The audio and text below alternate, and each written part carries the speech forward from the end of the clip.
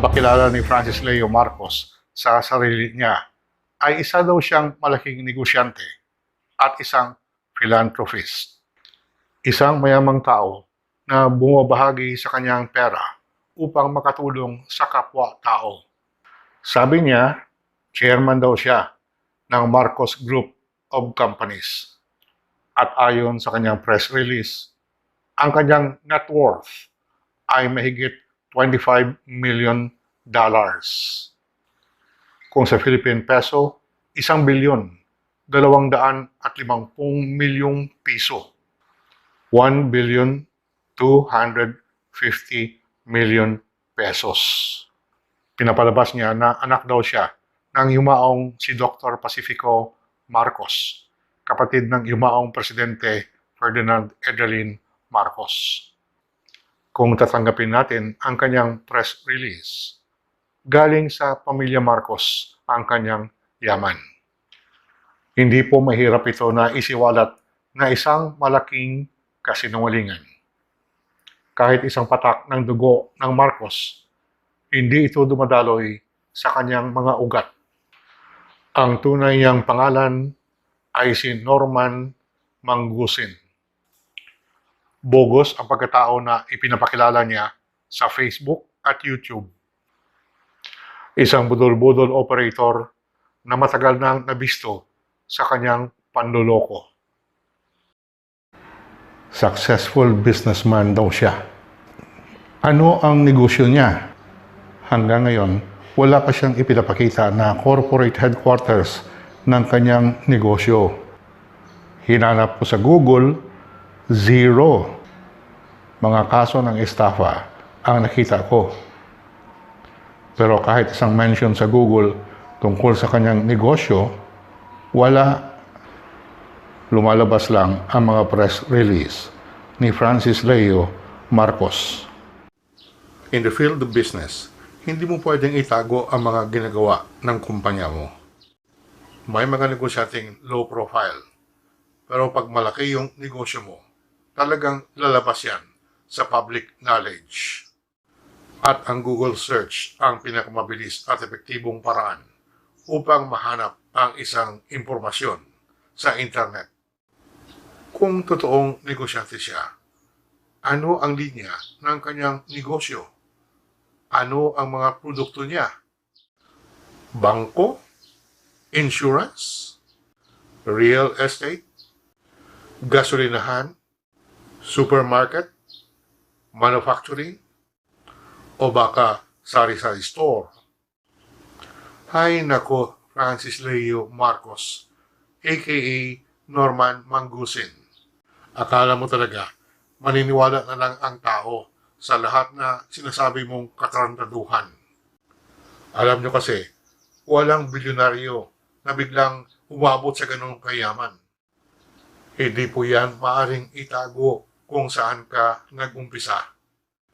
Bigyan ko kayo ng halimbawa ng isang totoong bilyonaryo, ang kaibigan kong si Edgar Sia II o mas kilalang si Injap. Alam ng lahat na si Injap ang nag-umpisa ng Mang Inasal, founder ng Mang Inasal. Kahit sa lugar sa Pilipinas may Mang Inasal, di po ba? At marami sa atin na mahilig kumain sa Mang Inasal. Nag-umpisa yan sa Iloilo, 17 taon na ang nakaraan. Dahil napakasarap ng chicken barbecue ng Mang Inasal, hindi tumagal at dumami ang mga branches nito. Mula sa isang maliit na fast food sa Iloilo, lumaki ito at naging major competitor ng Jollibee at McDonald's. It became so popular that Jollibee decided to buy the company. Bilyon-bilyong piso ang halaga ng bentahan. Lahat po yan ay public knowledge. Kilala niyo ba si Jack Ma? Ang pinakamayamang tao sa China? Kilala siya dahil sa ipinundang Alibaba, ang pinakamalaking online store sa buong mundo. Hindi po siya biglang naging bilyonaryo. Dumaan muna siya sa malaking hirap at pagod bago sumikat ang Alibaba at naging super mayaman. At kahit anong oras, makakahanap tayo sa Google ng impormasyon tungkol kay Jack Ma at Alibaba, kay Injap at ang Mang Inasal, o yung yumaong si Steve Jobs ng Apple at si Bill Gates ng Microsoft, o si Warren Buffett, ang pinakamayamang tao sa buong mundo. O dito na lang sa Pilipinas, ang mga Ayala. Dito sa Pilipinas, hindi rin tayo nakukulang ng iba pang halimbawa na mga rags to riches na mga tao. Si Henry C., si John Gokong Wei, si Lucio Tan, ang tinatawag na Taipans in Philippine Business and Industry. Ang mga buhay nila, ang mga negosyo nila, kung paano nila ito inumpisan at pinalago. Nandyan lahat yan sa Google. Kaya dapat matanong natin, ano ba ang kwento ni Francis Leo Marcos? Sa tagal ko na sa mundong ito, naging 61 years old ako 5 days ago, ngayon ko palang narinig ang pangalan na Francis Leo Marcos. Wala siyang may pakita upang patibayin ang mga sinasabi niya. Ito ang dahilan kung bakit nagmamayabang siya, katulad ng mga napapanood natin sa YouTube at Facebook. Masdan niyo ang video clip na ito.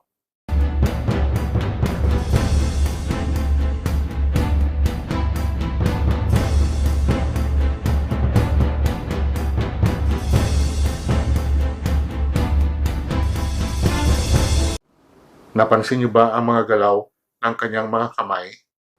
Didi-display niya ang kanyang gintong relo, porseras, at mga singsing na may malalaking bato. Hindi po yan simpleng pagyayabang. Ang tawag dyan ay managing the public's perception. Gusto niyang itanim sa utak ng mga tao na talagang sobra ang yaman niya. Parang hypnosis yan para sa mga tanga at bobo. He is manipulating the minds of people who are stupid and dumb.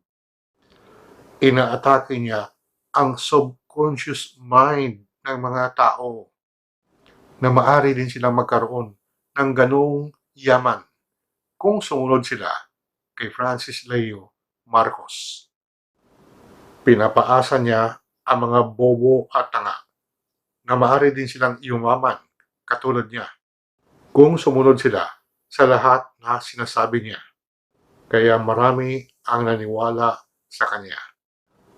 At kahit 1 kilo lang na bigas ang binibigay, naniniwala ang maraming bobo at tanga na tunilada ang binibigay niya.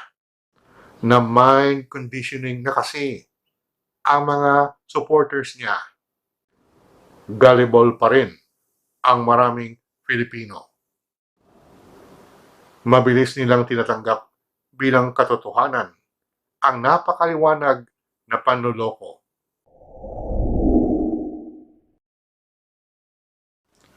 Part of the deception is the use of the Marcos name. Pinalitan ni Norman Mangusin ang pangalan niya at naging Francis Leo Marcos na siya. Siya mismo ang nagsabi nito. Another issue is Norman Mangusin and Francis Leo Marcos. They asked if it is the same person. I said yes. I was once Norman Mangusin and I am Francis Leo Marcos. I was once Norman Mangusin and I am Francis Leo Marcos. This is the story. I know myself I am Norman until suddenly my mother told me that hindi ko kayang nahihirapan ka. Ikaw yan. This is you. Karapatan mo yan. You're a Marcos and this is your name. Francis Leo Marcos. Ganun lang pala kasimple. Sinabihan lang daw siya ng nanay niya na isa siyang Marcos.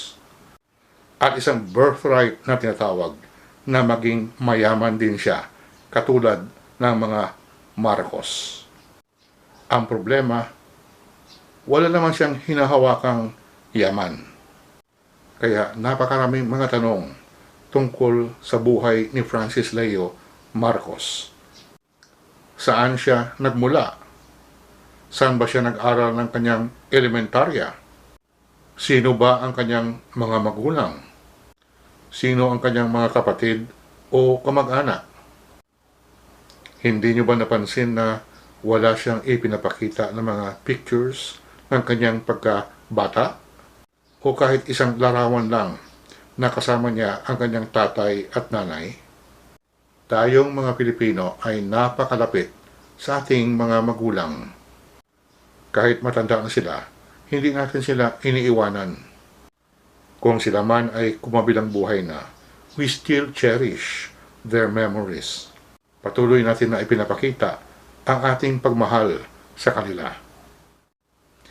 Pero itong si Francis Leo Marcos ay walang ipinapakitang larawan na kasama niya ang kanyang mga magulang. Lalo na at sinabi niya na kasama niya ang tatay niya sa pagpalaki ng kanilang negosyo. Sino ba talaga ang tatay niya? Kung si Dr. Pacifico Marcos nga, katulad ng sinasabi niya, may patunay ba siyang may pakita? Sino ang nanay niya? Tinatanong ko ito pero alam ko na hindi ito masasagot ni Francis Leo Marcos, aka Norman Mangusin. Tinatago ni Francis Leo Marcos ang kanyang totoong pagkatao. Gusto niya at ng kanyang mga panatiko na tanggapin na lang natin ang sinungaling niyang kwento na anak daw siya ng isang Marcos, na mayaman siya mula pa ng bata siya, na successful businessman siya, na philanthropist siya, na matulungin siya. Sadya itong drawing na ginawa ni Francis Leo na magpanggap siya bilang isang Marcos upang madali niyang maloko ang mga tao. Pag sinabi mong pamilya Marcos ang isang tao, isang bagay kaagad ang pumapasok sa isip ng karamihan. Mayaman.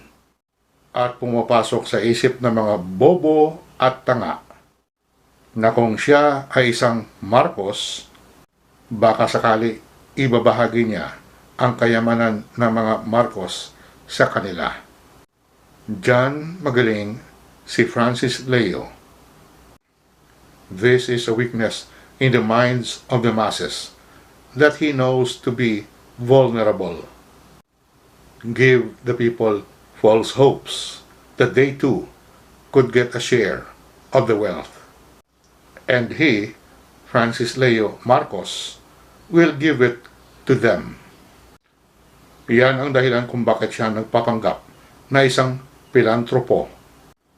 Gusto niyang ibenta ang ideya na sobra-sobra ang yaman niya, na kaya niyang magbigay ng milyong-milyong piso na halaga ng tulong. Sinamantala niya ang COVID-19 pandemic upang maangkin ang tiwala ng kanyang mga biktima.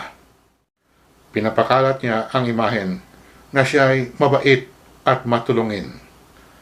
And he is reinforcing the perception that he is super rich by displaying those cars, houses, and jewelry. Ipapatuloy po natin sa susunod na video ang ating expose tungkol kay Francis Leo Marcos. Ako po muli si Manuel Boy Mejorada. Maraming salamat po sa inyong patuloy na pagsuporta.